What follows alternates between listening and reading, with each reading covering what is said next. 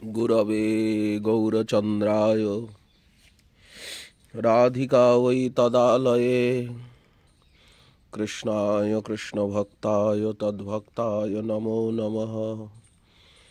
जय जय श्रीकृष्ण चैतन्य जय नित्यानंद जय अद्वैत चंद्र जय गौरभक्तवृंद। भक्तगोष्ठी सहित गौरांग जय जय শুনিলে চৈতন্য কথা ভক্তি লভ্য হয়।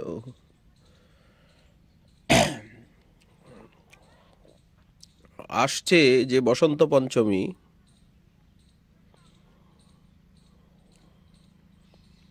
গ্রন্থ পূজা, লেখনী পূজা,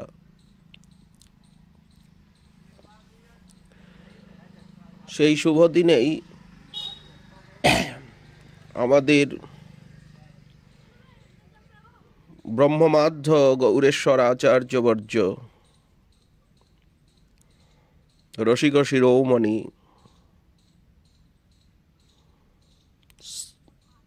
শ্রীল বিশ্বনাথ চক্রবর্তীপাদের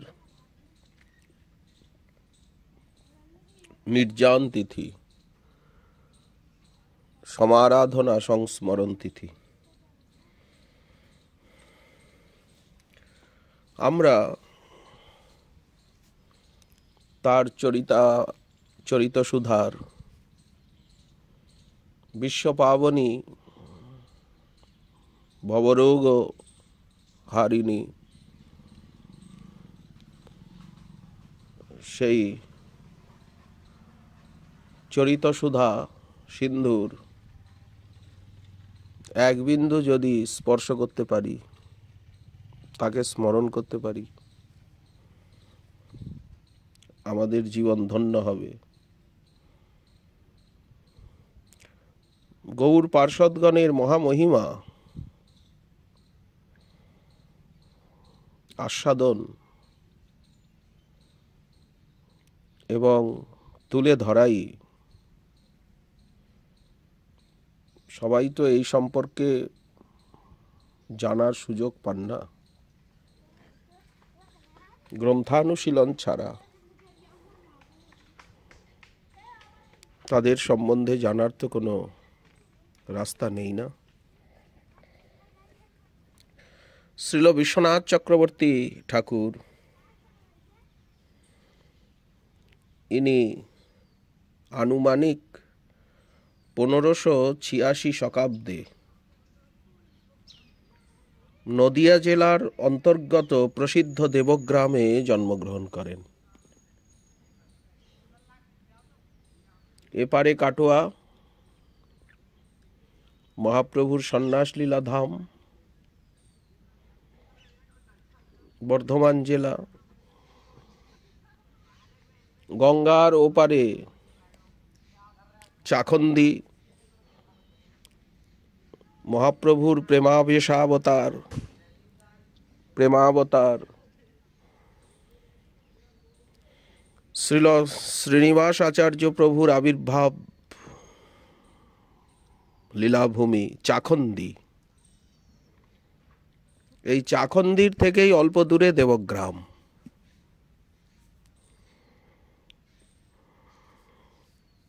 শ্রীল বিশ্বনাথ চক্রবর্তীপাদ ইনি রাঢ়ীর শ্রেণীর ব্রাহ্মণ ছিলেন। রামভদ্র চক্রবর্তী এবং রঘুনাথ চক্রবর্তী নামে আরও তার দুটি ভ্রাতা ছিল। শ্রীল বিশ্বনাথ চক্রবর্তীপাদ মুর্শিদাবাদ জেলার সৈদাবাদ নিবাসী শ্রীযুক্ত কৃষ্ণচরণ চক্রবর্তীর থেকে কৃষ্ণমন্ত্রে দীক্ষিত হন। এই কৃষ্ণচরণ চক্রবর্তী শ্রীল গঙ্গানারায়ণ চক্রবর্তীর শিষ্য এবং গঙ্গানারায়ণ চক্রবর্তী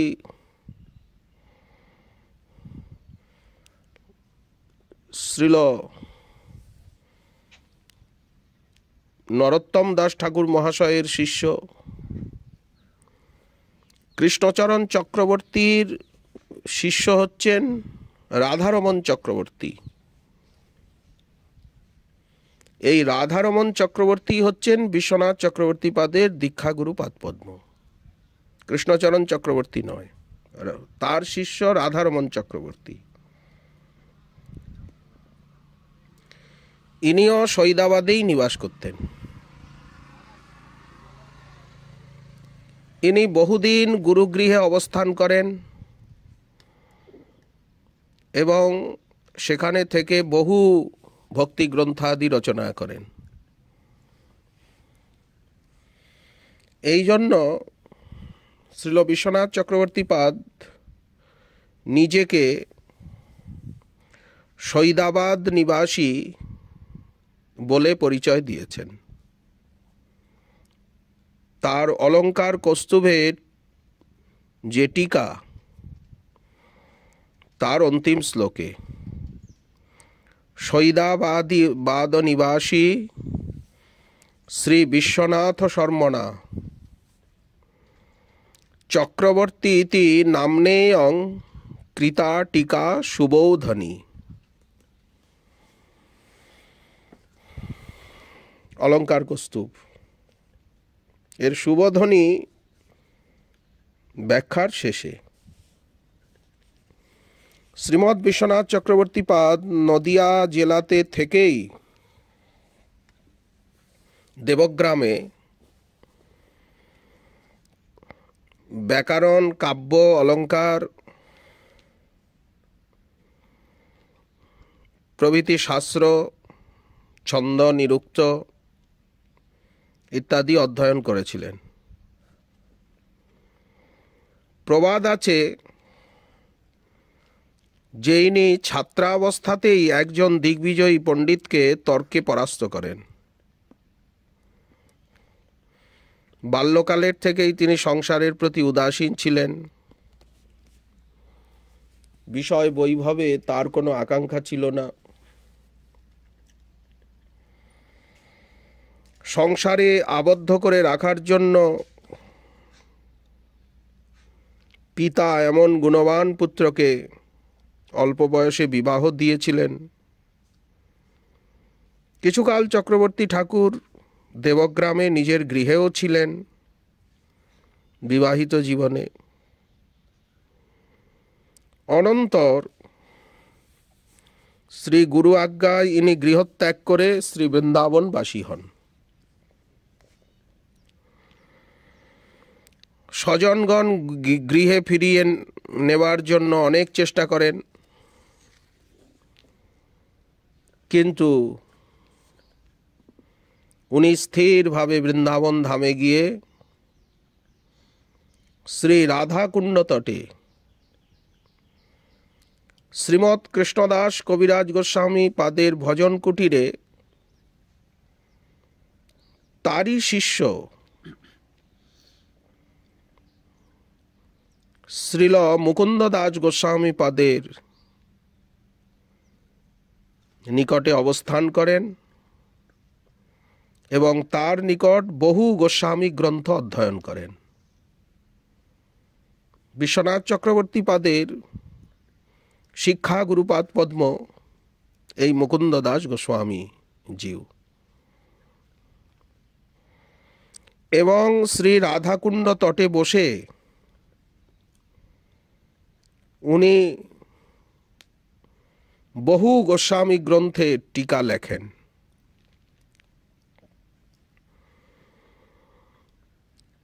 শ্রীল গোকুলানন্দ বিগ্রহ স্বয়ং এসে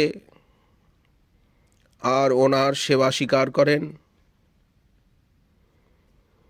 এবং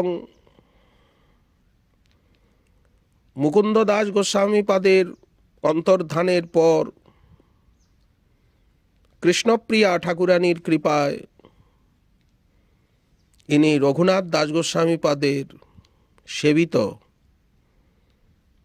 শ্রীমন মহাপ্রভু কর্তৃক প্রদত্ত শ্রী গোবর্ধন শিলা, গিরিধারী জিউ এবং গুঞ্জামালার সেবা প্রাপ্ত হন।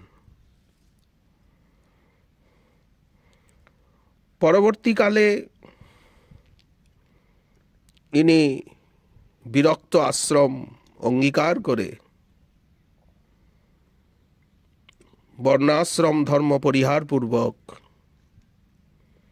ঐকান্তিক ভাগবত পরমহংস বৈষ্ণব সন্ন্যাস বেশকে,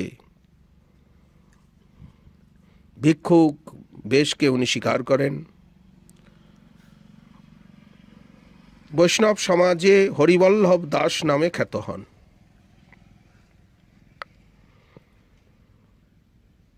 এই চক্রবর্তী উপাধিটি তার পূর্ব উপাধি। ভক্তগণ এই উপাধিকে পারমার্থিক অর্থে ব্যাখ্যা করেছেন। বিশ্বস্য নাথরূপ অসৌ ভক্তি বর্তম প্রদর্শনাৎ। উনি বিশ্বের নাথ, যেহেতু ভক্তি মার্গকে দেখিয়েছেন, ভক্তির ব্যাখ্যা করেছেন। ভক্ত চক্রে বর্তিতত্ত্বাৎ। বিশ্ব বৈষ্ণব রাজসভার ভিতরে ইনি সভাসদ। ভক্তচক্রে অখিল গৌরাঙ্গ গণের ভিতরে ইনি বিরাজ করছেন। ভক্তচক্রে বর্তিতত্ত্বাৎ চক্রবর্তী ইতি আখ্যয়া ভবৎ। এই জন্য উনি চক্রবর্তী, যেহেতু ভক্তচক্রে বিরাজমান। ওনার অপূর্ব জীবনী শ্রীমদ্ ভাগবতের আজ পর্যন্ত যত টিকা প্রকাশিত হয়েছে, পূর্বেও ছিল, প্রাকচৈতন্য যুগে শ্রীমদ্ ভাগবতের শতাধিক টিকা ছিল, কিন্তু মহাপ্রভু একমাত্র বিশ্বনাথ চক্রবর্তী পাদের টিকাকেই, মহাপ্রভু একমাত্র শ্রীল শ্রীধর স্বামী পাদের টিকাকেই চরম এবং পরম রূপে গ্রহণ করেছেন। এবং ভাগবতের বিশুদ্ধ ব্যাখ্যার পদ্ধতি মহাপ্রভু নিজে সনাতন গোস্বামী পাদকে শিক্ষা দিয়েছেন। সনাতন গোস্বামী পাদ বৃহৎ বৈষ্ণব তোষণী লিখেছেন। সনাতন গোস্বামী পাদ আবার জীব গোস্বামী পাদকে শিক্ষা দিয়েছেন। উনি লঘু বৈষ্ণব তোষণী লিখেছেন এবং ক্রমসন্দর্ভ লিখেছেন। সনাতন গোস্বামী পাদ আবার গোপাল ভট্ট গোস্বামী পাদের সঙ্গে মহাপ্রভুর দ্বারা শিক্ষিত সমস্ত সিদ্ধান্তের আলোচনা করেছেন। ভাগবত অবলম্বনে গোপাল ভট্ট গোস্বামী পাদ তাকে লিপিবদ্ধ করেছেন। জীব গোস্বামী পাদ তাকে সুশৃঙ্খল করে, সুগঠিত করে সম্বন্ধ অভিধেয় প্রয়োজন তত্ত্বে ঢেলে ভাগবত সন্দর্ভ বা ষট সন্দর্ভ প্রণয়ন করেছেন। সব ভাগবতেরই ব্যাখ্যা, কিন্তু অভিনব পদ্ধতি। পরবর্তীকালে জীব গোস্বামী পাদের পর ভাগবতের এই প্রকার সহজ সরল সাবলীল রসময়ী টিকা বিশ্বনাথ চক্রবর্তী পাদ যেভাবে করেছেন, তার সারার্থ দর্শিনীতে এ অতীব দুর্লভ এবং সম্প্রদায়ের নিধি। এমন টিকা আর পাওয়া যায় না। সারার্থদর্শিনী টিকা ছাড়া, যেমন শ্রীধর স্বামীপাদের টিকা ছাড়া ভাগবতের প্রকৃত অন্বয়ার্থের বোধ হয় না, ঠিক সেই প্রকার বিশ্বনাথ চক্রবর্তী পাদের সারার্থদর্শিনী টিকা ছাড়া ভাগবতের যে রসদেশ, অপ্রাকৃত দিব্য সাহিত্য শ্রীমদ্ ভাগবতের যে রসময়ী তাৎপর্য, বিশেষত লীলার, সেটি সহজে অবগত হওয়া যায় না। এছাড়াও শ্রীমদ্ ভগবদ গীতার সারার্থবর্ষিণী টিকা অতীব মনোরম, অলঙ্কার কৌস্তুভের সুবোধনী টিকা, আনন্দ বৃন্দাবন চম্পুর সুখবর্তিনী টিকা, বিদগ্ধ মাধব নাটকের টিকা, এছাড়া নিজের মৌলিক রচনা শ্রীকৃষ্ণ ভাবনামৃত মহাকাব্য,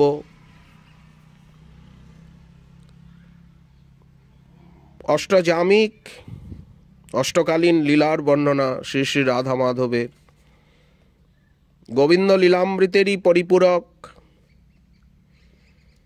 একটি দিনের লীলা গোবিন্দ লীলামৃতে প্রকাশিত, অপর একটি দিনের লীলা কৃষ্ণ ভাবনামৃতে প্রকাশিত। কবিরাজ গোস্বামীপাদ লিখেছেন গোবিন্দ লীলামৃত, শ্রীল বিশ্বনাথ চক্রবর্তীপাদ লিখেছেন কৃষ্ণ ভাবনামৃত মহাকাব্য।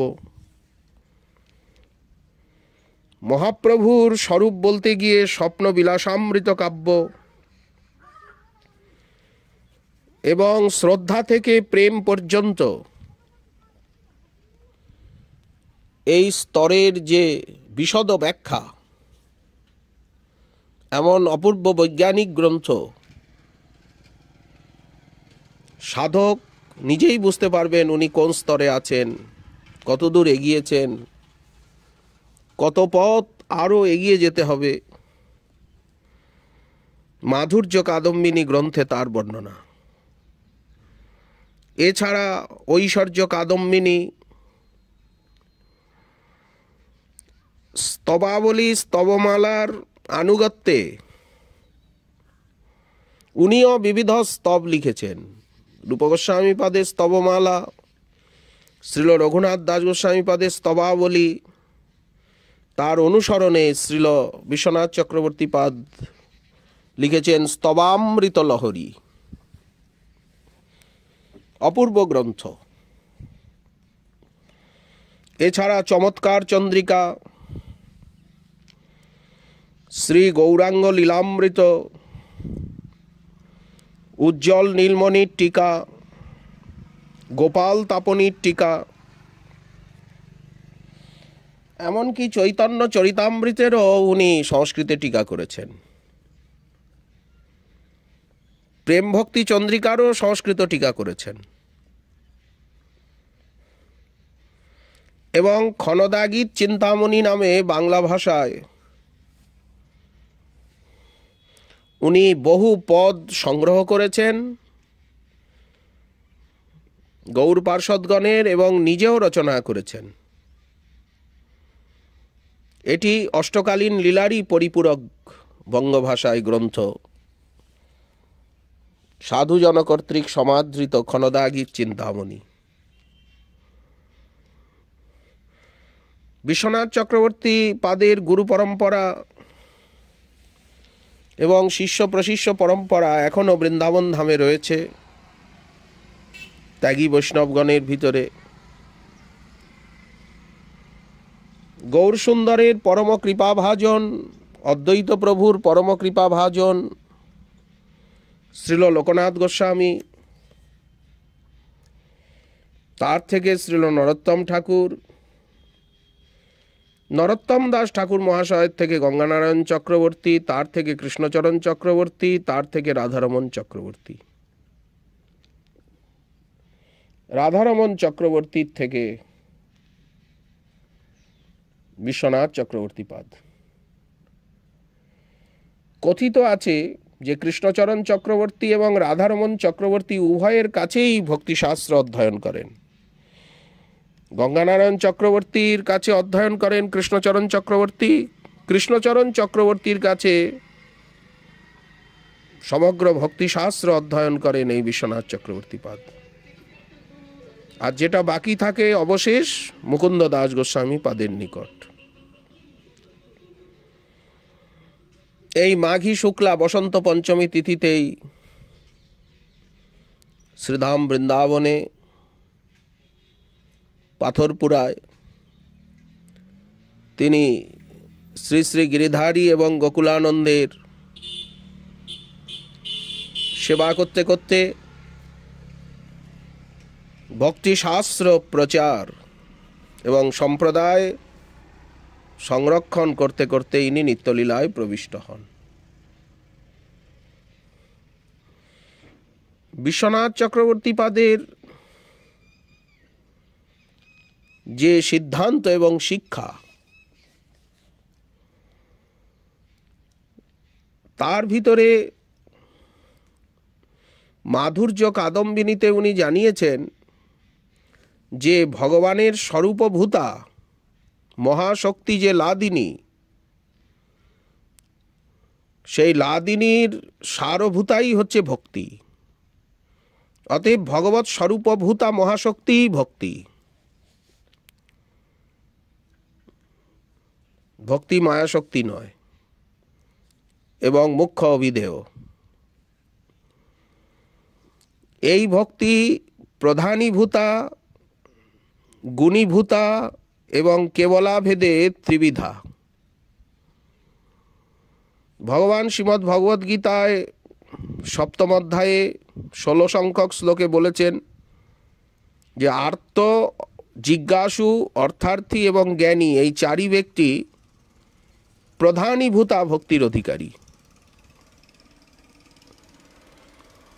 এই যে আর্ত, অর্থার্থী, জিজ্ঞাসু, জ্ঞানী, জগতে এই যে 4 রকম ভক্তির অধিকারী দেখা যায়, এদের ভক্তিটি হচ্ছে প্রধানীভূতা ভক্তি। ভগবান এবং ভক্তের কারুণ্যাধিক্যবশত কখনো কখনো প্রধানীভূতা ভক্তির যাজন করছেন যারা, শ্রী শুকাদির মতো, তারাও ভক্তকৃপায় শুদ্ধ ভক্তের সঙ্গে প্রেমোৎকর্ষ লাভ করতে পারেন। আর গুণীভূতা ভক্তি হচ্ছে কর্মী, জ্ঞানী, যোগীতে কর্ম, যোগ এবং জ্ঞান সিদ্ধির জন্য তারা যে ভক্তির সহায়তা নেন। সেখানে কিন্তু স্বরূপ শক্তি সার লাদিনী, সেখানে লাদিনীর প্রকৃত অনুশীলন হচ্ছে না। ওই জন্য গুণীভূতা, প্রধানীভূতা আলাদা করে দিলেন। তারা তত্ত্বৎ সাধনার ফললাভের জন্য ভক্তির সহায়তা নিচ্ছেন, কিন্তু তা প্রকৃত ভক্তি নয়। ভক্তির সহায়তার সকাম কর্ম, স্বর্গাদি ফল তাদের লক্ষ্য। আর যারা নিষ্কাম কর্ম করছেন তাদের লক্ষ্য হচ্ছে জ্ঞান। জ্ঞান এবং যোগের ফল হচ্ছে নির্বাণ মোক্ষ লাভ। এই কথা উনি সারার্থবর্ষিণীতে গীতার 7ম অধ্যায়ে ওই 16 সংখ্যক শ্লোকের ব্যাখ্যায় জানিয়েছেন। পরবর্তীকালে যারা যারা গীতার সহজ সরল ব্যাখ্যা করেছেন সবাই বিশ্বনাথ চক্রবর্তীপাদেরই আনুগত্যে। কেউ হয়তো নাম নেননি,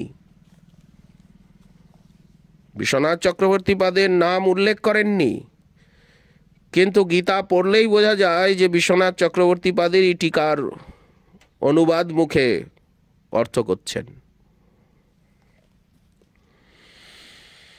কারণ বিশ্বনাথ চক্রবর্তীপাদ এবং বলদেব বিদ্যাভূষণ শ্রীধর স্বামী পাদ ছাড়া এবং জগৎগুরু শঙ্করাচার্য পাদ ছাড়া গীতার এই প্রকার মনোরম ভক্তি রসপূর্ণ ব্যাখ্যা সর্বত্র অন্যের পক্ষে করা একেবারেই অসম্ভব।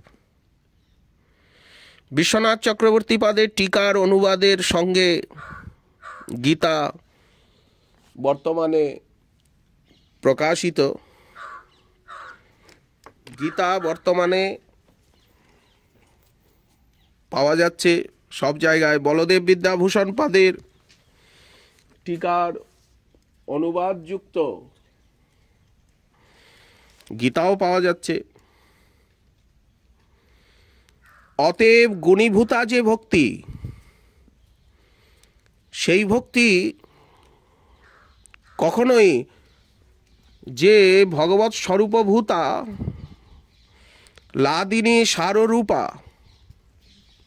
যে মহাশক্তি ভক্তি তা কখনো নয়, এটি বুঝে নিতে হবে।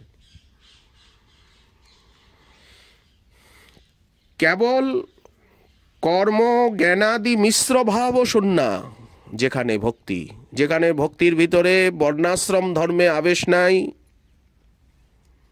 কর্ম বলতে বর্ণাশ্রম ধর্ম,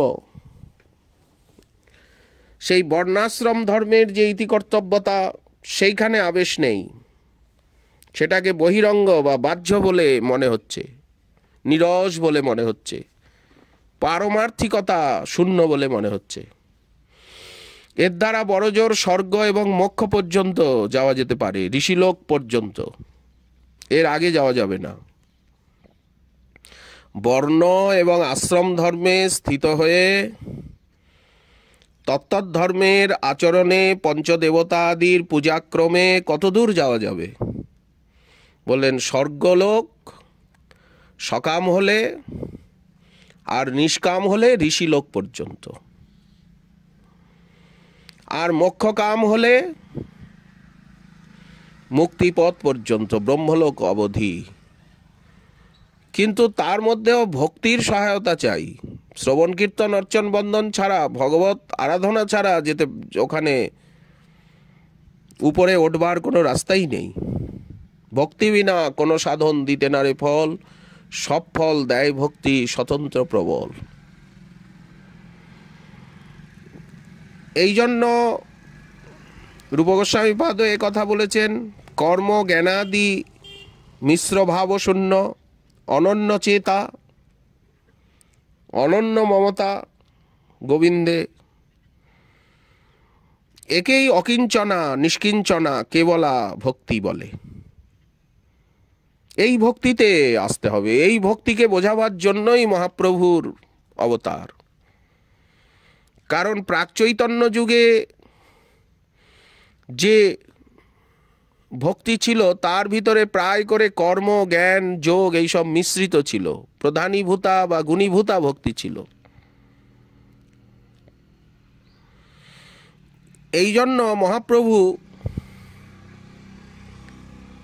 শ্রীমদ্ ভাগবতের আশ্রয়ে সেই ভক্তির যে সাধনার মালিন্য সেটি দেখিয়ে শ্রীল রূপ গোস্বামী পাদকে, শ্রীল সনাতন গোস্বামী পাদকে শুদ্ধা ভক্তি শিক্ষা দিয়েছেন। এই যে অকিঞ্চনা নিষ্কিঞ্চনা কেবলা উত্তমা স্বরূপ সিদ্ধা এবং আত্যন্তিকী ক্ষেম ইত্যাদি নামে ভাগবত ধর্ম, পরম ধর্ম ইত্যাদি নামে যে অকিঞ্চনা ভক্তিকে বলা হয়েছে, এই ভক্তির বহু ভেদ আছে, ঐশ্বর্য মাধুর্য ভেদে। আবার দাস্য সখ্য বাৎসল্য মধুর ইত্যাদি, এই কেবলা ভক্তির ফলেই বৈকুণ্ঠ আদি ভগবত ধামে প্রবেশ করা যায়, ভগবত পার্শ্বদত্ত লাভ হয়, ভগবত মাধুর্য আস্বাদন এবং প্রেম সেবা। শ্রীল সনাতন গোস্বামীপাদ বৃহৎ ভাগবতামৃতে দেবর্ষি নারদ ভক্তশ্রেষ্ঠ কৃষ্ণ কৃপা পাত্র অন্বেষণ করছেন সেই প্রসঙ্গে প্রথম খণ্ডে, এবং গোপকুমারের চরিত্রে দ্বিতীয় খণ্ডে বৃহৎ ভাগবতামৃতে গোপকুমারের চরিত্রের দ্বারা এই যে ভক্তির ক্রমবিকাশ, আরোপ সিদ্ধা, সঙ্গ সিদ্ধা, স্বরূপ সিদ্ধা, শ্রী জীব গোস্বামী পাদের ভাষা আর বিশ্বনাথ চক্রবর্তী পাদের ভাষায় প্রধানীভূতা, গুণীভূতা এবং কেবলা। এই কেবলা ভক্তি ভগবান এবং ভক্তের কারুণ্যাতিশয়েই লাভ করা যায়, করুণাতেই লাভ করা যায়। ভক্ত কৃপায় আর ভগবানের কৃপায়। এর সঙ্গে বর্ণ আশ্রমের কোনো সম্পর্ক নেই।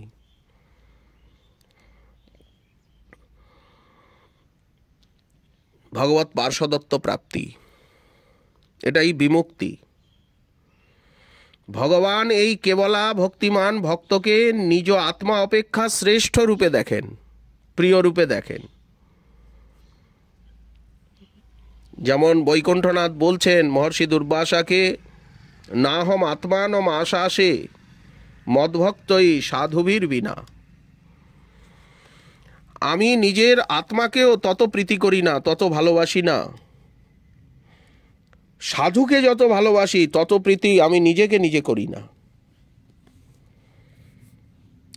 এই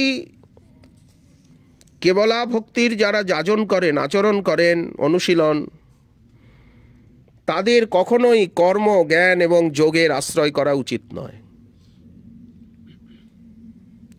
অন্য কোনো পুণ্যকর্ম, শুভকর্মের দিকেও দৃষ্টি দেওয়া উচিত নয়। অন্ন ব্রত, অন্ন দান, অন্ন পূজা, নাহি কর বস্তু জ্ঞান, অন্ন সেবা, অন্ন দেব পূজা। তারা কোনো দেবদেবীর পূজা করেন না। তারা বর্ণধর্ম, আশ্রম ধর্মের কোনো অপেক্ষা রাখেন না, সম্পূর্ণ নিরপেক্ষ হয়ে যান, যেমন গৌর পার্ষদগণ। স্পষ্টভাবে বিশ্বনাথ চক্রবর্তী পাদ নিষেধ করছেন। সন্ন্যাস, সাংখ্য, জ্ঞান, দান, ব্রত, তপ, যজ্ঞ, ব্যাখ্যা, সাধ্যায় প্রভৃতির দ্বারা বহু যত্ন করলেও আমার এই কেবলা ভক্তি কেউ লাভ করতে পারে না।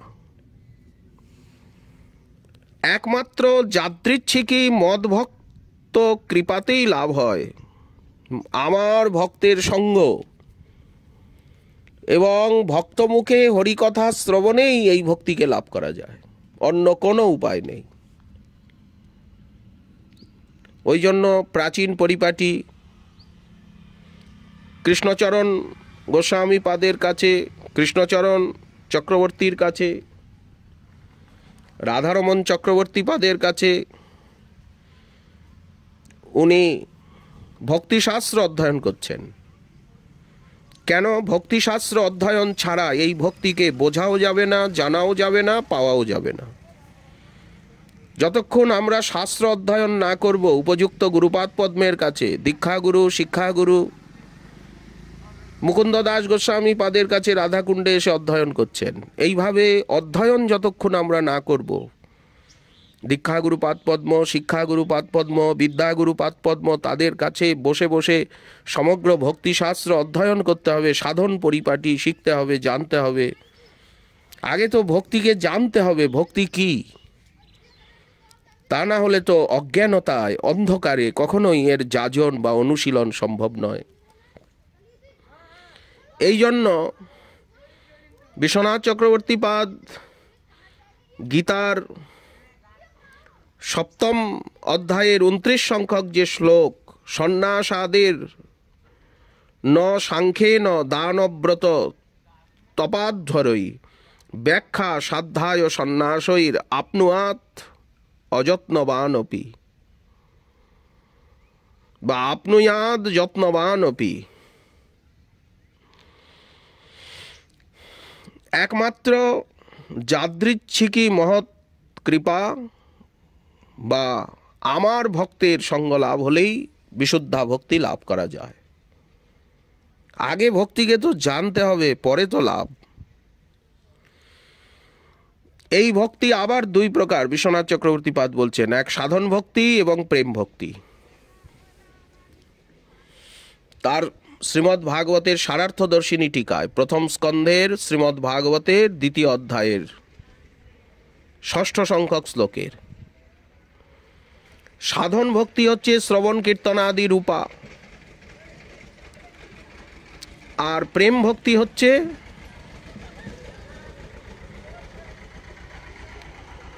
শ্রবণ কীর্তনাদি ভক্তির পরিপক্ক অবস্থা। ভজন পরিপক্ক হয়ে প্রেম হচ্ছে। শ্রবণ কীর্তন পরিপক্ক হতে হতে প্রেম হচ্ছে। তাহলে শ্রবণ কীর্তন ছাড়া প্রেম হবে না। একই আমের কাঁচা অবস্থা এবং পাকা অবস্থা। শ্রী ভগবানের কৃপা এবং ভক্তের কৃপা, এই প্রসঙ্গে ভাগবতের প্রথম অধ্যায়ের, ভাগবতের প্রথম স্কন্ধের দ্বিতীয় অধ্যায়ের ষষ্ঠ শ্লোকে উনি বলছেন যে ভগবানের কৃপা সর্বদা ভক্ত কৃপার অনুগামিনী। সোজাসুজি ভগবানের কৃপা লাভ করা যায় না। ভক্তের কৃপার পেছনে পেছনে ভগবানের কৃপা আসে। ভক্ত যদি কৃপা করেন তো ভগবান অবশ্য কৃপা করবেন। ভক্তের কৃপা ছাড়া সোজাসুজি কখনোই ভগবানের কৃপাকে লাভ করা যায় না। ভক্তযোগী যারা ভক্তিযোগী, শ্রীমদ্ ভগবদ গীতায় ভক্তকেও যোগী বলা হচ্ছে, কিন্তু সমস্ত যোগীগণের ভিতরে শ্রেষ্ঠতম যোগী, যুক্ততম। ভক্তি সাধকের ভক্তিযোগ হচ্ছে শ্রবণ কীর্তন। মুখ্যরূপে শ্রবণ কীর্তনই সাধন, শ্রবণ কীর্তনের অনুগত স্মরণ, এবং মুখ্য সাধন হচ্ছে শ্রবণ। শ্রবণের পরে কীর্তন, শ্রবণ কীর্তনের পরে শ্রবণীয় কীর্তনীয় বিষয়ের স্মরণ।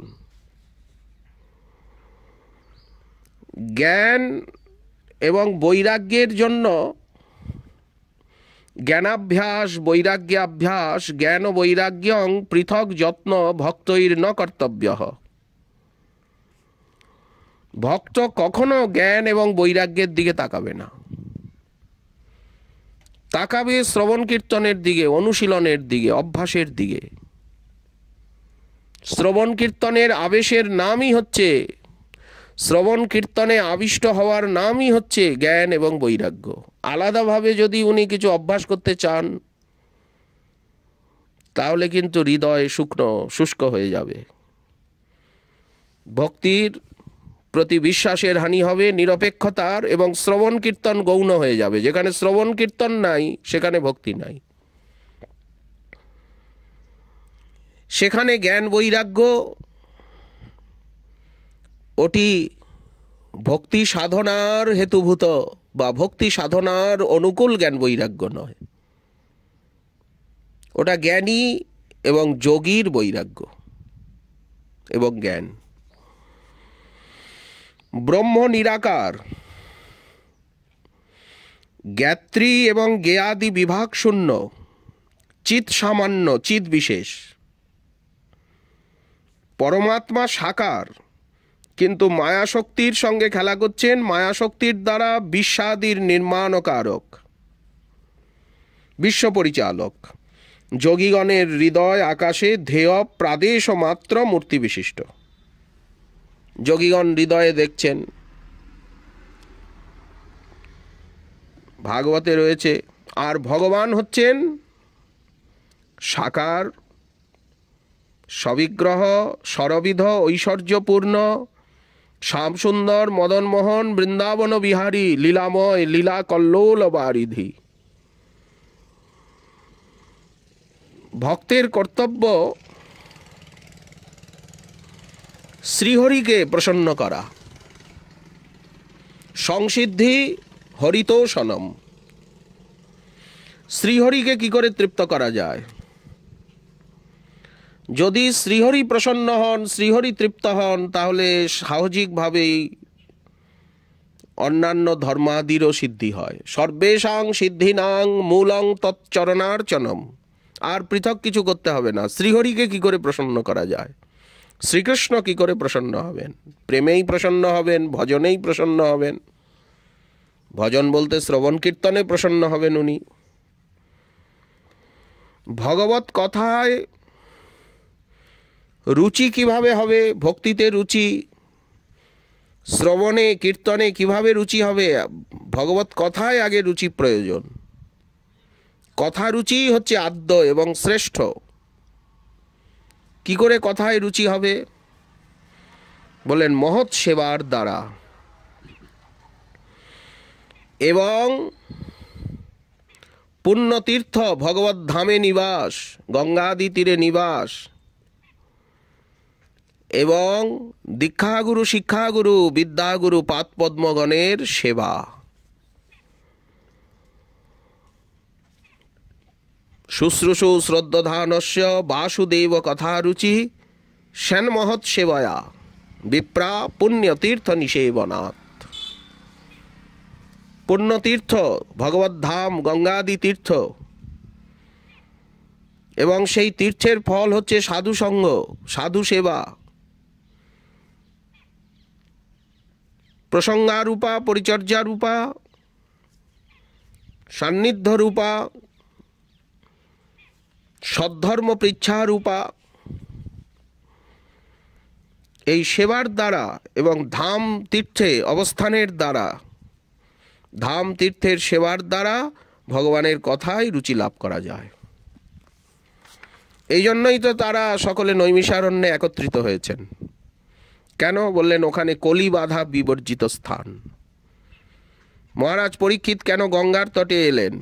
রাজভবনে বসেও তো হতো। বললেন না, ওই পুণ্যতীর্থ নিষেবনাথ, ওখানে প্রায় প্রবেশন করলেন। তবেই সবাই এলেন, তবেই শুকদেবের দর্শন পেলেন। বিদুর মহাশয় কেন হরিদ্বারে গেলেন?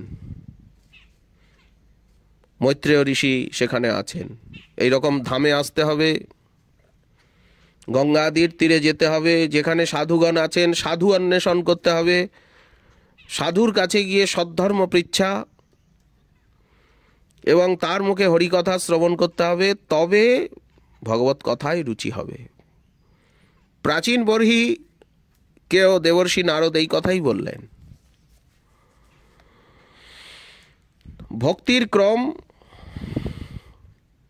উনি ভাগবতের প্রথম স্কন্ধের 2য় অধ্যায়ের 21 সংখ্যক শ্লোকে লিখেছেন কিভাবে ভক্তি লাভ হয়। প্রথমে সাধু কৃপা, সাধু সঙ্গ, সাধুগণের কৃপা, মহতের সেবা। সেবা না করলে কৃপা ধারণের, কৃপা আস্বাদনের যোগ্যতা আসে না। তারপরে আসে শ্রদ্ধা। সাধু কৃপা এবং মহৎ সেবার ফলে আসে প্রকৃত শাস্ত্রীয় শ্রদ্ধা। শাস্ত্র অনুশীলন হবে, সাধুগণ শাস্ত্র অনুশীলন করাবেন। শাস্ত্র অনুশীলন করে শাস্ত্রার্থ অনুভব করলে তবে যে শ্রদ্ধা, সুদৃঢ় বিশ্বাস, শ্রদ্ধা শব্দে বিশ্বাস কহি, কিরকম বিশ্বাস? সুদৃঢ় বিশ্বাস ভক্তিতে, ভজনে, সাধুতে, গুরুতে, ধামে, নামে, চিন্ময় বস্তু মাত্রে। এই সুদৃঢ় বিশ্বাসকে বলা হচ্ছে শ্রদ্ধা। যার শ্রদ্ধা হয়েছে তিনি ভক্তি সাধনায় প্রকৃত অধিকারী। লৌকিকী শ্রদ্ধা হলে হবে না। লৌকিকী শ্রদ্ধা হলে লৌকিকী ভক্ত, ওখানে আভাস ভক্তি হয়ে যাচ্ছে। বা যেখানে জ্ঞান কর্মে বর্ণাশ্রম ধর্মে আবেশ, সেখানে ভক্তি আভাস ভক্তি। যেমন নামাভাস, তেমনি ওখানে ভক্তির আভাস। ওই আভাস ভক্তিকেই গুণীভূতা ভক্তি বলা হয়েছে, আরোপ সিদ্ধা, সঙ্গ সিদ্ধা ভক্তি বলা হয়েছে।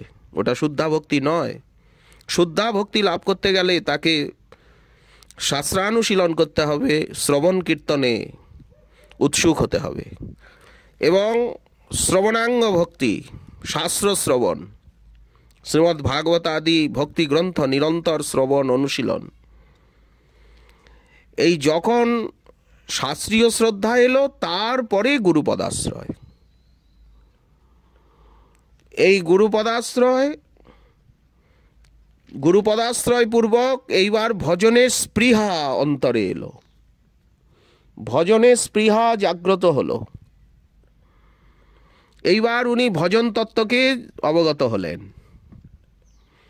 ভজন করছেন, ভজন করতে করতে চতুর্বিধ অনর্থের সম্মুখীন হতে হলো। দুষ্কৃতর্থ, পূর্ব জন্মের দুষ্কৃতির থেকে অনর্থ আসছে। কিছু কিছু অপরাধ আগেও ছিল, এখনও পদে পদে হয়ে যাচ্ছে। বৈষ্ণব অপরাধ, নামাপরাধ, সেবাপরাধ, ধামাপরাধ, সেই অপরাধের থেকে যে অনর্থগুলো, ভজন বন্ধ হয়ে যাচ্ছে,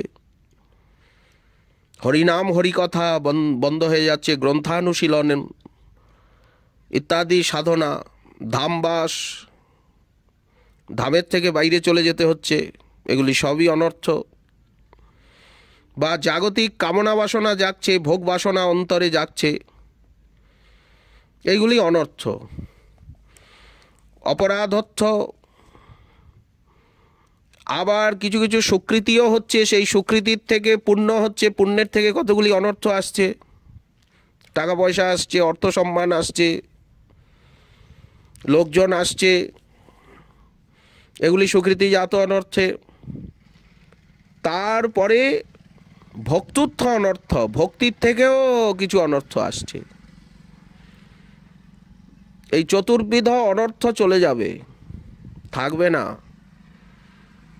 লয়, বিক্ষেপ, কষায়, রসাস্বাদ, বিপ্রতিপত্তি, তরঙ্গরঙ্গিনী, নিয়মক্ষমা, উৎসাহময়ী, কত ভাবে চক্রবর্তীপাদ।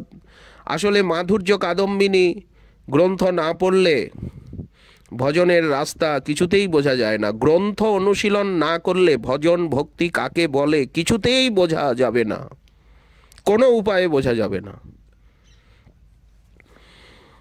যদি বোঝাই যেত তাহলে গোস্বামীপাদগণ গ্রন্থ রচনা করতেন না, আর মহাপ্রভুও আদেশ করতেন না।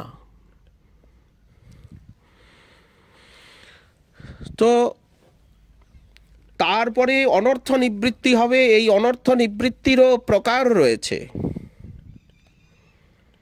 কতটুকু অনর্থ নিবৃত্তি, কতটুকু ধীরে ধীরে হচ্ছে, দেহাবেশ কিভাবে হ্রাস হচ্ছে, এরপরে নিষ্ঠা আসবে, তারপরে রুচি, তারপরে আসক্তি, ভাব এবং প্রেম। এই বিশ্বনাথ চক্রবর্তী পাদ, রূপ গোস্বামী পাদের ভক্তি রসামৃত সিন্ধুর এই ক্রমকে পরিষ্কার করেছেন ভাগবতে এবং তার মাধুর্য কাদম্বিনীতে। শ্রী ভগবানের দুই প্রকার অবতার। এক হচ্ছে চিৎশক্তি প্রধান অবতার, সাংস লীলাবতার। আবার এক হচ্ছে যেখানে মায়াশক্তির প্রাধান্য, মায়াশক্তির সঙ্গে খেলছেন। চিৎশক্তি প্রধান অবতার লীলাবতার, মৎস্য, কুর্ম, বরাহ, নৃসিংহ, বামন, রামচন্দ্র, বলরাম প্রভৃতি। আর যেখানে মায়াশক্তি প্রধান, মায়ার সঙ্গে খেলছেন মহাবিষ্ণু, বিষ্ণু, ব্রহ্মা, রুদ্র। বিষ্ণু সত্যগুণের হলেও তিনি নির্গুণ স্বরূপ। বিষ্ণু তত্ত্বকে মায়াগুণ স্পর্শ করতে পারে না। ভাগবতের দ্বিতীয় শ্লোকের, ভাগবতের প্রথম অধ্যায়ের দ্বিতীয়, ভাগবতের প্রথম স্কন্ধের দ্বিতীয় অধ্যায়ের 23 সংখ্যক শ্লোকে এর বিচার হয়েছে। ব্রহ্মা এবং শিবের ভিতরে ব্রহ্মা হচ্ছেন সুকৃতিশালী জীব বিশেষ, সেখানে ভগবানের শক্তি আধান হয়েছে, এই জন্য গুণাবতার বলা হচ্ছে। আর শ্রীমন মহাদেব তিনি ঈশ্বর স্বরূপ। ব্রহ্মা শিবয়োর মধ্যে শিবস্য ঈশ্বরত্বম ইতি কেচিদাহু, চক্রবর্তীপাদ লিখলেন। সম্বন্ধ ত্রিবিধ। এক হচ্ছে নিয়ামক সম্বন্ধ, এক হচ্ছে সংযোগ সম্বন্ধ, আর এক হচ্ছে সামীপ্য সম্বন্ধ। ব্রহ্মা শিবাদিতে বিষ্ণুর নিয়ামকত্ব সম্বন্ধ। বিষ্ণু তাদেরকে নিযুক্ত করছেন সৃষ্টি প্রলয় আদি কার্যে, এই জন্য বিষ্ণু নিয়ামক, বিষ্ণুর সঙ্গে নিয়ামক সম্বন্ধ। তারা বিষ্ণুর আজ্ঞায় বিষ্ণু শক্তিতে নিযুক্ত হচ্ছেন, এই জন্য তাদেরকে ঈশ্বর বলা হচ্ছে। ভগবত ভক্তের নিত্য নৈমিত্তিক এবং কাম্য কর্মাদির ত্যাগে কোনো দোষ হয় না। ভক্ত যদি নিত্য নৈমিত্তিক বর্ণাশ্রমোচিত নিত্যকর্ম এবং কাম্যকর্মাদি ত্যাগ করেন, বললেন কোনো দোষ হয় না। ভাগবতের ১২ স্কন্ধে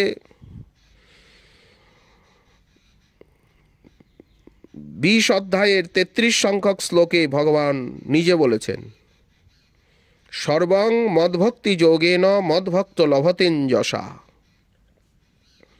আমার ভক্ত, ভগবান উদ্ধবকে বলছেন, আমার ভক্তি যোগ প্রভাবে সব কিছুই অনায়াসে পেয়ে থাকে। ভক্তের কেবল ভগবত আরাধনার দ্বারা, শ্রী অচ্যুতের পূজার দ্বারাই দেবতা পিতৃ সকলের পূজা হয়ে যায়। আলাদাভাবে দেবতার পিতৃগণের পূজা করার প্রয়োজন হয় না। পৃথকভাবে দেবতর্পণ পিতৃতর্পণ ভক্তকে করতে হয় না। একথা দেবর্ষি নারদ বলছেন ভাগবতের ৪র্থ স্কন্ধে ৩১ অধ্যায়ের ১৪ সংখ্যক শ্লোকে, যথা তরোর মূল নিষেচনেন তৃপ্পন্তি তস্কন্ধ ভুজোপশাখা প্রাণাপহারাচ্চ যথেন্দ্রিয়ানাম তথৈব সর্বারোহণমচ্যুতেজ্জা। বিশ্বনাথ চক্রবর্তীপাদ যখন প্রকট লীলায়,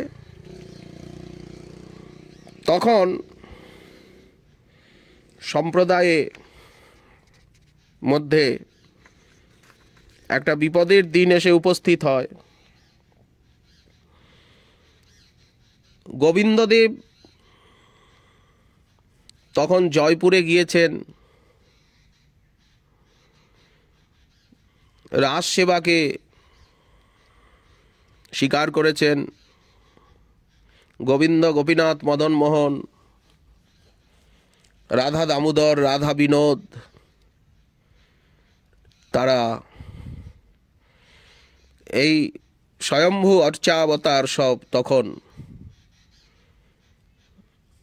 জয়পুরে সেবিত হচ্ছেন। রামানুজ সম্প্রদায়ের কিছু বিদ্বান তারা রাজ দরবারে এসে তর্ক উত্থাপন করেন। তারা রাজাকে জানান যে এই যে গৌড়ীয় সম্প্রদায় বা গৌরেশ্বর সম্প্রদায়, এদের কোনো ভাষ্য গ্রন্থ নেই, অতএব তাদের মত প্রকৃত সিদ্ধান্ত নয়। গোবিন্দ, গোপীনাথ, মদন মোহনের সেবা শ্রী সম্প্রদায়ের হাতে দেওয়া হোক। এই যে বাঙালি পূজারীগণ রয়েছেন, এরা ঠিক পরম্পরা প্রাপ্ত নয়। একমাত্র যথাযথ পরম্পরা শাস্ত্রীয় প্রাপ্ত হচ্ছি আমরা। আমাদের ভাষ্য রয়েছে, সুসিদ্ধান্ত রয়েছে, সদাচার রয়েছে, সেবা আমাদের হাতে দেওয়া হোক। তখন জয়পুরের যে রাজা ছিলেন, তিনি গৌরেশ্বর সম্প্রদায়েরই, গৌড়ীয় সম্প্রদায়ের শিষ্য ছিলেন। তিনি তৎক্ষণাৎ এই সংবাদ বৃন্দাবনে শ্রী বিশ্বনাথ চক্রবর্তীপাদের নিকট প্রেরণ করেন এবং তিনিও প্রবীণ প্রাচীন। তিনি জানতে চান যে গৌড়ীয় সম্প্রদায়ের বেদান্ত ভাষ্য গ্রন্থ আছে কিনা, প্রস্থানত্রয়ীর ভাষ্য আছে কিনা। যদি থাকে তাহলে তা যেন শীঘ্র জয়পুরে শ্রী সম্প্রদায়ী পণ্ডিতগণের সম্মুখে স্থাপন করা হয়, বা সেই সম্বন্ধে উপযুক্ত বিদ্বান যিনি, তিনি যেন সেই সমস্ত গ্রন্থাবলী রচনাবলী নিয়ে জয়পুরে রাজসভায় আসেন, বিচার হবে। তখন বিশ্বনাথ চক্রবর্তীপাদ অতি বৃদ্ধ হয়েছেন, আর সেকালের দিনে অশ্বযান, গোযান এছাড়া দূর জয়পুরে যাওয়ার মতো কোনো ব্যবস্থা ছিল না। দুর্গম পথ অতিক্রম করে জয়পুরে যাওয়া চক্রবর্তীপাদের কাছে রুচিকর হলো না। উনি ওনার প্রিয়তম শিষ্য ছাত্র শ্রীপাদ বলদেব বিদ্যাভূষণ এবং কৃষ্ণদেব সার্বভৌমকে এই বিষয়ে পারঙ্গত করলেন। যত প্রকার প্রশ্ন উঠতে পারে, যত প্রকার প্রশ্ন আসতে পারে, সেই প্রশ্ন উত্থাপন করে তার সদুত্তর জানিয়ে তাদেরকে আরও পরিপক্ক করে, তারা পরিপক্ক ছাত্রই, কিন্তু আরও পরিপক্ক করে এবং শক্তি সঞ্চার করে আশীর্বাদ করে বিশ্বনাথ চক্রবর্তীপাদ তাদেরকে পাঠালেন। শ্রীপাদ বলদেব বিদ্যাভূষণের বিনয়, নম্রতা, বৈরাগ্য এবং সাধ্যায়নশীলতা গ্রন্থাবেশ দর্শন করে বিশ্বনাথ চক্রবর্তীপাদ বড় সুখী হলেন এবং অচিন্ত ভেদাভেদ সম্বন্ধে বিশেষভাবে শিক্ষা প্রদান করলেন। শ্রীপাদ বলদেব বিদ্যাভূষণও ভক্তি প্রভাবে গৌড়ীয় সম্প্রদায়ের সিদ্ধান্ত মনে প্রাণে একান্তভাবে গ্রহণ করে এইবার প্রচার করতে প্রারম্ভ করলেন। জয়পুরে রাজদরবারে গিয়ে উপস্থিত হলেন। একেই বলদেব বিদ্যাভূষণ পাদ দর্শন শাস্ত্রে পারঙ্গত। তিনি গালব ঋষির তপস্থলী জয়পুরে গলতা নামক স্থানে, সেখানে রামানুজ সম্প্রদায়ের গাদি রয়েছে, মঠ রয়েছে, সেখানে বিশাল সভা, রাজাও আছেন। তিনি শ্রী সম্প্রদায়ী এবং রামানন্দী সম্প্রদায়ী বহু পণ্ডিতগণ সেখানে উপস্থিত, বহু আচার্যগণ, তাদের সঙ্গে ভাগবতকে, পুরাণকে, উপনিষদকে মাঝে রেখে, সৎসন্দর্ভকে মাঝে রেখে আর ভক্তিরসামৃত সিন্ধুকে মাঝে রেখে উনি বিচার আরম্ভ করলেন। তুমুল তর্কযুদ্ধ আরম্ভ হলো, দিনের পর দিন চলতে লাগলো। ব্যাসদেবের লেখনীকে প্রধান অবলম্বন করে জগৎগুরু শঙ্করাচার্য পাদের রচনা এবং রামানুজাচার্য পাদের রচনা, রামানন্দাচার্য পাদের রচনা, সমস্ত ভাষ্যের উপরে উনি যখন ব্যাখ্যা করছেন, দিনের পর দিন শাস্ত্র আলোচনা হচ্ছে, তো প্রতিবাদী অপরপক্ষের পণ্ডিতগণ তারা স্তব্ধীভূত হয়ে গেলেন। যে বৃন্দাবন থেকে এসেছেন এই দুই ত্যাগী নিষ্কিঞ্চন সাধুর এত বৈদুষ্য, এত বিদ্যাবত্তা, সংস্কৃত শাস্ত্রে, ভক্তি শাস্ত্রে, ভারতীয় সনাতন শাস্ত্রে এত অধিকার, এত প্রবেশ এবং এত দিব্য আচরণ, এত নম্রতা, এত বিনয়, এত দৈন্য, এত ত্যাগ, প্রগাঢ় ভক্তি, এইভাবে দীর্ঘদিন বিচারে তারা বলদেব বিদ্যাভূষণ পাদের সম্মুখে দাঁড়াতে পারলেন না। বিশ্বনাথ চক্রবর্তী পাদেরই কৃপার প্রভাব এটি, কৃপার ফল এটি। ওনারই তো প্রিয়তম ছাত্র, উনিই তো শক্তি দিয়ে পাঠিয়েছেন সেইভাবে সুশিক্ষিত করে। তিনি বললেন, গৌড়ীয় সম্প্রদায়ের প্রবর্তক হচ্ছেন শ্রীকৃষ্ণ চৈতন্য মহাপ্রভু। তিনি শ্রীমদ্ ভাগবতকেই অকৃত্রিম বেদান্ত ভাষ্য বলে স্বীকার করেছেন। ব্যাসদেব স্বয়ং লিখেছেন যে ভাগবতী তার ব্রহ্মসূত্রের অকৃত্রিম ভাষ্য। যদ্যপি শঙ্করাচার্যপাদের নির্দেশ, ওনার নিয়ম অনুসারে রামানুজাচার্যপাদ, রামানন্দাচার্যপাদ, বিষ্ণুস্বামীপাদ, শ্রী জগদ্গুরু নিম্বার্কাচার্যপাদ তারা ভাষ্য করেছেন, গীতারও করেছেন, উপনিষদেরও করেছেন, বিষ্ণু সহস্রনামেরও।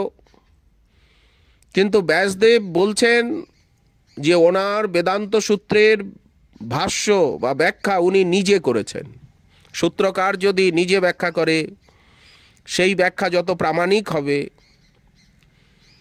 সেই ব্যাখ্যা যত তার হৃদয়কে প্রকাশ করবে, অন্যে করলে সেই প্রকার নাও হতে পারে। অতএব ভাগবতী অকৃত্রিম ভাষ্য এবং সর্বোপরি শ্রেষ্ঠতম ভাষ্য, নির্দোষ, উদার, ব্যাপক অর্থ বিশিষ্ট ভাষ্য। ভাগবতের মহিমা ব্যাসদেব পদে পদে ভাগবতে নিজেই বলেছেন, অর্থ অয়ং ব্রহ্মসূত্রানাং ভারতার্থ বিনির্ণয়। এইভাবে ভাগবতকে স্থাপন করলেন, ভাগবতের মহিমা ব্যাখ্যা করছেন। ভাগবত তো বলদেব বিদ্যাভূষণ পাদের কণ্ঠস্থ, উনি ভাগবতের উপরে টিকাও করেছেন বৈষ্ণবানন্দিনী, আর বিশ্বনাথ চক্রবর্তী পাদের মতো ভাগবতবিদ তার কাছে অধ্যয়ন করেছেন, বলারই কথা নয়। বিশ্বনাথ চক্রবর্তী পাদ তার হৃদয়ের সমস্ত অনুভব, জ্ঞান, বিজ্ঞান, প্রেম ঢেলে দিয়েছেন বলদেব বিদ্যাভূষণ পাদের হৃদয়ে। তাই গুরু কৃপায় আজ উনি সম্প্রদায়ের ভিতরে ভাগবতের অদ্বিতীয় প্রকাণ্ড অনুভবী বিদ্বান। ওনার সামনে টিকবে কি করে অন্যে প্রতিপক্ষী? নীরব। সকলকে স্বীকার করিয়ে ছাড়লেন যে শ্রীমদ্ ভাগবতী হচ্ছে বেদান্তের অকৃত্রিম ভাষ্য, ভাগবতের উপরে কোনো গ্রন্থ নেই। পুরাণ প্রমাণ মমলম। এবং ভাগবতের সার মর্ম প্রকাশ করেছে ষট সন্দর্ভ। জীব গোস্বামী পাদের ষট সন্দর্ভ, জীব গোস্বামী পাদের ক্রমসন্দর্ভ, সর্বসম্বাদিনী অনুব্যাখ্যা। সেখানে ব্রহ্মসূত্রকে কিভাবে ভাগবতের সঙ্গে দেখানো হয়েছে, তুলনামূলক সামঞ্জস্য নিয়ে সেই সমস্ত গ্রন্থ উনি সকলকে শ্রবণ করালেন। পণ্ডিতগণ নীরব হলেও শ্রী সম্প্রদায়ী পণ্ডিতগণ আপত্তি তুললেন, বললেন ভাগবত তো সবাকার গ্রন্থ, ভাগবতে সবার অধিকার। সাক্ষাৎ বেদান্ত ভাষ্য ব্যতীত অন্য কিছু স্বীকার করতে তারা চাইলেন না। বললেন না, শঙ্করাচার্যপাদের নিয়ম অনুসারে ভাষ্য দেখাতে হবে। ভাগবতকে আমরা কেউ অস্বীকার করছি না, মানছি না, কিন্তু ভাগবত তো তোমাদের একার নয়, ভাগবত তো আমাদেরও, সবার। অগত্যা বলদেব বিদ্যাভূষণ পাদ বললেন, হ্যাঁ ভাষ্য দেখাবো, আমাদের ভাষ্য আছে, ভাষ্য আছে, ভাষ্য দেখাবো। বলে দেখাও। উনি সময় চাইলেন, প্রতিশ্রুতি দিলেন সবার ভিতরে, আমাদের ভাষ্য আছে, আমরা ভাষ্য দেখাবো। শ্রী বলদেব বিদ্যাভূষণ অতি দুঃখিত মনে শ্রী গোবিন্দ মন্দিরে এলেন। তখন গোবিন্দদেব কনক ঘাটিতে ছিলেন। এখন যেমন সিটি প্লেসের জয়সিংহ গার্ডেন, জয়সিংহ বাগিচায় আছেন, সেই সময়ে রাজধানী ছিল অম্বর, আমের পাহাড়ের উপরে। তারই নিচে কনক ঘাটিতে গোবিন্দদেব বিরাজমান ছিলেন। এখনো প্রাচীন মন্দির রয়েছে, গোবিন্দদেবের বিজয় বিগ্রহ রয়েছে অবিকল। উনি গোবিন্দদেবের শ্রীমন্দিরেই পাশেই ছিলেন। গোবিন্দদেবের শ্রীমন্দিরের পাশেই ওনাকে বাসস্থান দেওয়া হয়েছিল। গোবিন্দদেবের কাছে এসে উপস্থিত হলেন, সাষ্টাঙ্গে বন্দনা করে সমস্ত কথা গোবিন্দদেবকে নিবেদন করলেন। দেখুন বিশ্বনাথ চক্রবর্তীপাদের কৃপার প্রভাব। এদিকে বৃন্দাবনে থেকে বিশ্বনাথ চক্রবর্তীপাদ গোবিন্দদেবকে প্রার্থনা জানাচ্ছেন যে গোবিন্দদেব, হে মহাপ্রভু, হে নিতাই চাঁদ, হা রূপ সনাতন প্রভু, হা জীব গোস্বামী প্রভু, আমাদের সম্প্রদায়ের মান মর্যাদা রাখো, দয়া করো, হে গোবিন্দদেব তুমি দয়া করো, তা না হলে তোমার সেবা আমাদের হাত থেকে চলে যাবে। যেমন মাধবেন্দ্র পুরীপাদের সেবিত গোপাল দেবের সেবা আমাদের হাত থেকে চলে গেল, তো গোবিন্দ গোপীনাথ মদন মোহন দেবের সেবা যদি চলে যায় তাহলে সম্প্রদায়ের হাতে, আমাদের হাতে কি থাকবে? উনি আকুল প্রাণে নিবেদন করছিলেন।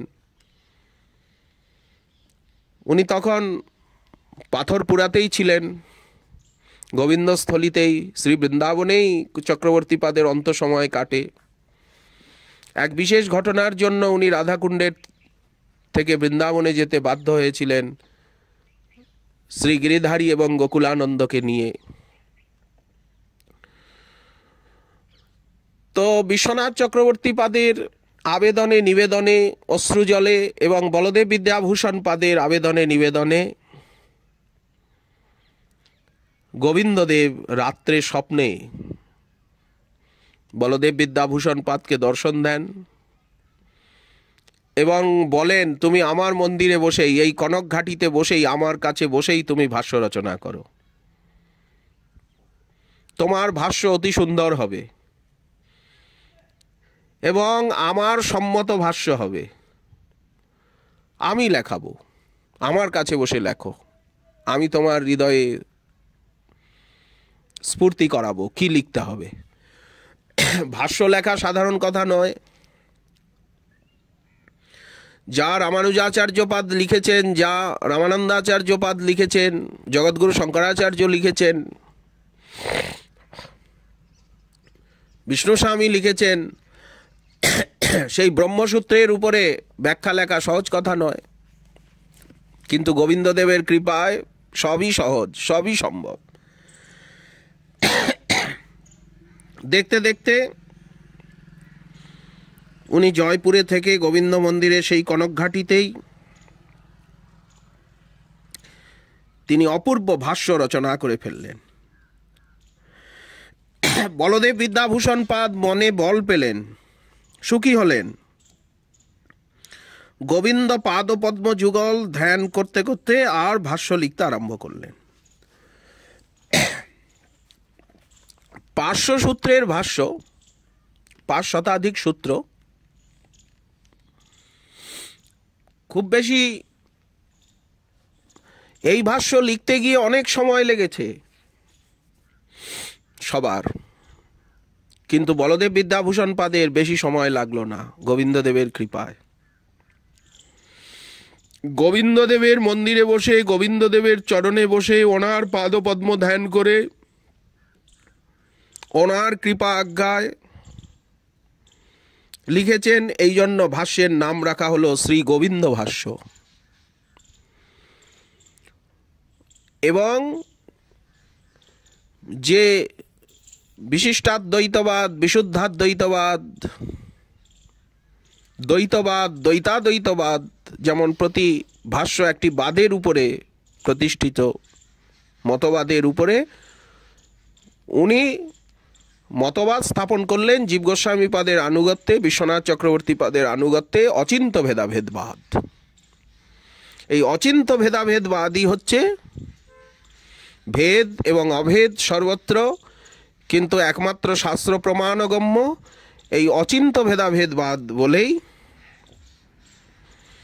এই বাদের উপরেই গোবিন্দ ভাষ্য প্রতিষ্ঠিত। ভাষ্যের শেষ ভাগে বলদেব বিদ্যাভূষণ পাদ লিখলেন, বিদ্যারূপং ভূষণং মে প্রদায় খ্যাতিং নিন্নে তেন যো মাম উদারহ শ্রী গোবিন্দ স্বপ্ন নির্দিষ্ট ভাষ্য রাধা বন্ধু বন্ধুরাঙ্গস্য জিয়াত। যিনি আমার প্রতি অতি উদার এবং দয়া পরবশ হয়ে স্বপ্নাদেশ দিয়ে ভাষ্য লিখিয়েছেন, যে ভাষ্য বিদ্বৎ সমাজে পরম খ্যাতি লাভ করেছে, যে ভাষ্য যে ভাষ্য শ্রবণ করে এখানের বিদ্বানগণ আমাকে বিদ্যাভূষণ উপাধি দিয়েছে, এই ভাষ্য শ্রবণ করে আলোচনা করেই, এছাড়াও উনি এই ভাষ্যের সিদ্ধান্তকে সুদৃঢ় করতে ভাষ্য পীঠক, সিদ্ধান্ত রত্ন, প্রমেয় রত্নাবলী আদি অনেক গ্রন্থ রচনা করেছেন। সিদ্ধান্ত রত্ন আদি অনেক গ্রন্থ রচনা করেছেন। প্রমেয় রত্নাবলীতে গুরু পরম্পরা জানিয়েছেন এবং ওনার এই গ্রন্থাবলী দর্শন করে সকলে ওনাকে বিদ্যাভূষণ উপাধি দিলেন। সেই গলতাতেই, সেই বিচার সভায় উনি বিদ্যাভূষণ উপাধি প্রাপ্ত হলেন এবং বিজয় গোপাল, এই বিজয়ের স্মারক রূপে উনি বিজয় গোপাল বিগ্রহ ওখানে প্রতিষ্ঠা করলেন। সেই শ্রী রাধিকা প্রাণবন্ধু শ্রী গোবিন্দ জয়যুক্ত হন। ভাষ্য গ্রন্থ নিয়ে বলদেব বিদ্যাভূষণ সভাস্থলে এসে রামানুজীয় এবং রামানন্দী পণ্ডিতগণকে দেখালেন। সকলে নির্বাক হয়ে গেলেন, আশ্চর্য। গৌড়ীয় সম্প্রদায়ের, গৌরেশ্বর সম্প্রদায়ের জয় ঘোষিত হল এবং উনি মাধ্য সম্প্রদায়ের আনুগত্য দেখালেন সেখানে। ফলত আপনারা আনুগত্যহীন বা পরম্পরাহীন এই রকম যে একটা লাঞ্ছন উপস্থিত হয়েছিল, এই প্রকার যে তর্ক এসেছিল যে আপনাদের প্রাচীন আনুগত্য দেখান। শাস্ত্রে যে রয়েছে 4 সম্প্রদায়ের বৈষ্ণব হতে হবে, 4 আচার্যের আনুগত্য, তার ভিতরে আপনারা কোন আচার্যের আনুগত্যে স্থিত, কোন পরম্পরায় স্থিত? উনি মাধ্য পরম্পরার অনুসরণটিও দেখালেন। পণ্ডিতগণ সুখী হলেন। মাধ্য গৌরেশ্বর সম্প্রদায় সেদিন থেকে সুদৃঢ় হলো এবং এই নামেই খ্যাত হলো। আগে গৌড়ীয় ছিল নাম, গৌড়ীয় গৌরেশ্বর, উনি মাধ্য, ব্রহ্মমাধ্য গৌরেশ্বর এই খ্যাতি প্রদান করলেন প্রয়োজন অনুরোধে। এটি সময়ানুরোধে, প্রয়োজন অনুরোধে এবং আনুগত্যানুরোধে, এই জিনিসটিও বুঝতে হবে। এই সভা জয়পুরের গলতাতে 1628 শতাব্দে হয়েছিল। সেই দিন থেকে মহারাজ ঘোষণা করলেন যে জয়পুরে আরো অন্য অন্য সম্প্রদায়ের মন্দির আছে, কিন্তু গোবিন্দজির কে সর্বোপরি মানতে হবে এবং গোবিন্দজির আরতি সব সময় সবার আগে হবে, তারপরে অন্য আরতি হবে, অন্য মন্দিরের আরতি হবে। সে যে সম্প্রদায়েরই মন্দির হোক, শ্রী গোবিন্দদেবের আরতি আগে হবে। গোবিন্দদেব জয়পুরের রাজাধিরাজ, যেমন বৃন্দাবনেরও উনি পুরন্দর, বৃন্দাবনের প্রমুখ দেবতা, বৃন্দাবনেশ্বর, বৃন্দাবনেশ্বরী বললেন, ঠিক সেই প্রকার জয়পুরেও যত মন্দির রয়েছে গোবিন্দজির আরতি আগে হবে, তারপর সবার আরতি। শ্রী সম্প্রদায়ের পণ্ডিতগণ বলদেব বিদ্যাভূষণের নিকট পরাভব স্বীকার করলেন। অনেকে অনুগত হতে চাইলেন, কিন্তু বলদেব বিদ্যাভূষণ অতি বিনীতভাবে তাতে অস্বীকৃতি জানালেন। 4 সম্প্রদায়ের মধ্যে শ্রী সম্প্রদায়ে ভগবৎ দাস্য ভক্তিকেই সর্বশ্রেষ্ঠ এবং সর্বমান্য জানানো হয়েছে। 4 সম্প্রদায়ের মধ্যে শ্রী সম্প্রদায় ভগবত দাস্য ভক্তিতেই শ্রেষ্ঠ এবং সর্বমান্য, এবং প্রাচীন সম্প্রদায় সবচেয়ে, শ্রী সম্প্রদায় সবচেয়ে প্রাচীন। রামানুজাচার্যপাদ, যমুনাচার্যপাদ, শতকোপ, তাদের থেকেই এই ভগবত দাস্য প্রথমে উৎপন্না দ্রাবিড়ে সাহং বৃদ্ধিং কর্ণাটকে গতা। তো এই জন্য রামানুজ সম্প্রদায়ের প্রতি রামানন্দী, জগৎগুরু রামানন্দাচার্যপাদ দাস্যভক্তির মহিমা বিশেষভাবে প্রচার করেছেন। এই জন্য সেই সম্প্রদায়ের প্রতি যথার্থ শ্রদ্ধা ভক্তি জানিয়ে বলদেব বিদ্যাভূষণ পাদ, না হলে অপরাধ হবে, তিনি তাদেরকে নিরস্ত করলেন। আপনারা আপনাদের সম্প্রদায়ে থাকুন, আপনারা ভগবত দাস্যের আচার প্রচার করুন, ভগবত সেবা করুন, আমাদেরকে আমাদের গোবিন্দদেবের সেবা করতে দিন। তিনি অতি বিনীতভাবে আর জয়ী হয়েও, বিদ্যাভূষণ উপাধি প্রাপ্ত হয়েও তিনি কারো সম্মানে আঘাত করলেন না, বা কাউকে তিনি অনুগত বানালেন না। তিনি মহাপ্রভুর শিক্ষার প্রকৃত আদর্শকে স্থাপন করলেন অমানি মানদত্তের।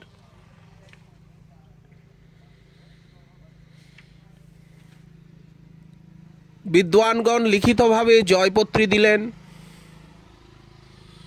এবং ব্রহ্মমাধ্য গৌরেশ্বর সম্প্রদায়ের আচার প্রচারে সারা ভারতব্যাপী সর্বত্র স্বীকৃতি দিলেন এবং জয়পত্রী লিখিতভাবে দিলেন। রাজাও তার সমর্থন পত্র দিলেন। রাজা তো আমাদের সম্প্রদায়ের শিষ্যই। শ্রীপাদ বলদেব বিদ্যাভূষণ জয়পুর থেকে বিজয়ী হয়ে জয়পত্র নিয়ে বিশ্বনাথ চক্রবর্তী পাদের নিকটে এসে সবকিছু বলে শোনালেন আর করকমলে সমর্পণ করলেন। জয়পত্র এবং গোবিন্দ ভাষ্যের পাণ্ডুলিপি, সিদ্ধান্ত রত্ন, প্রমেয় রত্নাবলী আদির পাণ্ডুলিপি এবং গোবিন্দদেবের কৃপা, মহারাজের মহাবদান্যতা এবং শ্রী সম্প্রদায়ী এবং রামানন্দী সম্প্রদায়ী বৈষ্ণবগণের শেষে যে উদারতা, শাস্ত্রনিষ্ঠা, ভগবত দাস্যে নিষ্ঠা, তাদেরও যে বিনম্রতা আদি, সৌজন্য, সুব্যবহার আদি, শেষে তারা সম্পূর্ণ পরিবর্তন হয়ে গেল তাদের মনোভাবে। সব উনি গোবিন্দদেবের সেবার প্রকার আদি, গোপীনাথের, রাধা দামোদরের, রাধা বিনোদের সমস্ত কথা নিবেদন করলেন। বৃন্দাবনবাসী বৈষ্ণবগণ পরম প্রসন্ন হলেন। এই সমাচার গৌরমণ্ডলবাসীগণও পেলেন। গৌরমণ্ডলবাসী ভক্তগণও পরম প্রসন্ন হলেন।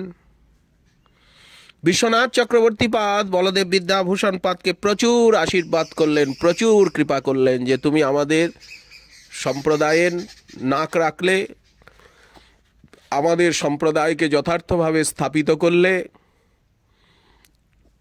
তুমি ধন্য, তুমি কৃতার্থ,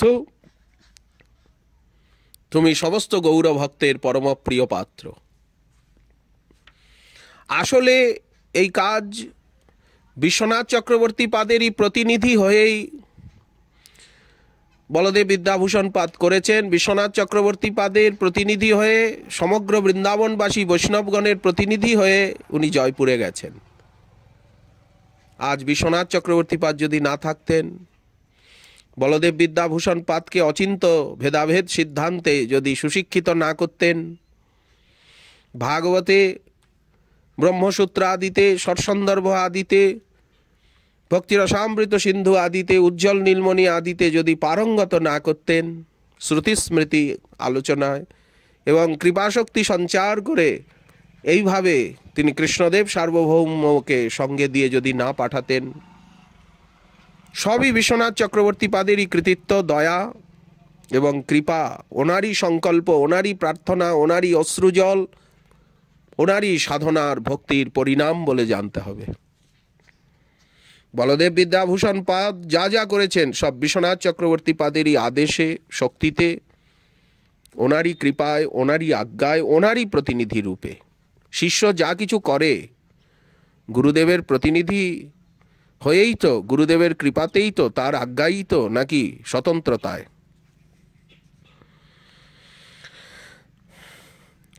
তারপরে শ্রী বলদেব বিদ্যাভূষণ পাদকে উনি আদেশ করলেন যে তুমি ষটসন্দর্ভের উপরে তুমি অনুভাষ্য লেখো, ষটসন্দর্ভের ব্যাখ্যা লেখো, গোবিন্দ ভাষ্যেরও তুমি ব্যাখ্যা লেখো এবং আরও গ্রন্থ লেখো তুমি। এরপরে অতি বার্ধক্য দশায় বিশ্বনাথ চক্রবর্তী পাদ অপ্রকট হলেন। গৌড়ীয় বৈষ্ণব জগতের একটি জ্যোতিষ্ক উজ্জ্বল আলো যেন অস্তমিত হয়ে গেল।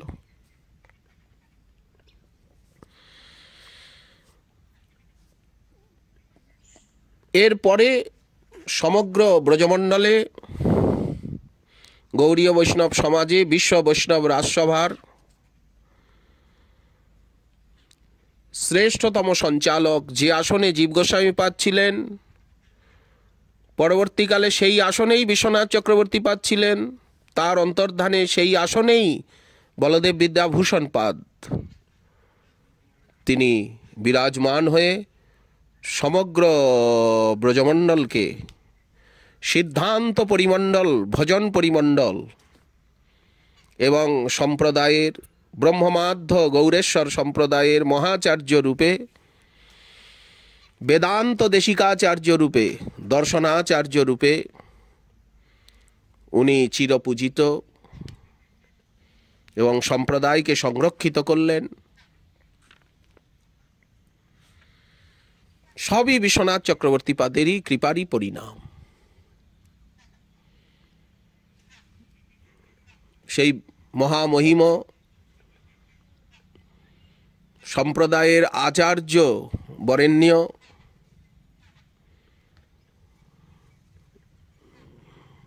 রসিক কবিকুল মৌলি, রসিক কবিরাজ, অপ্রাকৃত দিব্য সাহিত্যিক, দার্শনিক, সম্প্রদায় আচার্যবর্য জগৎগুরু শ্রীল বিশ্বনাথ চক্রবর্তী পাদের তিরোধান তিথি, সংস্মরণ দিবস, নির্যান তিথি এই আগামী বসন্ত পঞ্চমী তিথি। ওনার সমাধিপীঠ বর্তমানে শ্রীধাম বৃন্দাবনে রাধারমণ মন্দিরের অনতিদূরে শ্রী গোকুলানন্দ ঘেরায় রাধা বিনোদের শ্রীকুঞ্জে, যেখানে লোকনাথ গোস্বামী পাদ ছিলেন, রাধা বিনোদ ছিলেন, এখন জয়পুরে সেই লোকনাথ গোস্বামী পাদের সমাধির পাশেই বিশ্বনাথ চক্রবর্তী পাদের সমাধি, এবং যেখানে রাধা বিনোদ ছিলেন সেই আসনেই শ্রী গোকুলানন্দ এবং রঘুনাথ দাস গোস্বামী পাদের সেবিত গিরিধারী জিউর প্রতিনিধি স্বরূপ এখনো বিরাজমান রয়েছেন। ভক্তগণ দর্শনে যান গোকুলানন্দ লাল জিউকে, ওনার সমাধি, লোকনাথ গোস্বামী পাদের সমাধি, নরোত্তম দাস ঠাকুর মহাশয়ের ভজনাসন, গঙ্গানারায়ণ চক্রবর্তীর আসন, পুরো ঘেরাটাই লোকনাথ গোস্বামী পাদের ঘেরা। পূর্বে নাম ছিল রাধা বিনোদ মন্দির, এখন নাম হয়েছে গোকুলানন্দ মন্দির।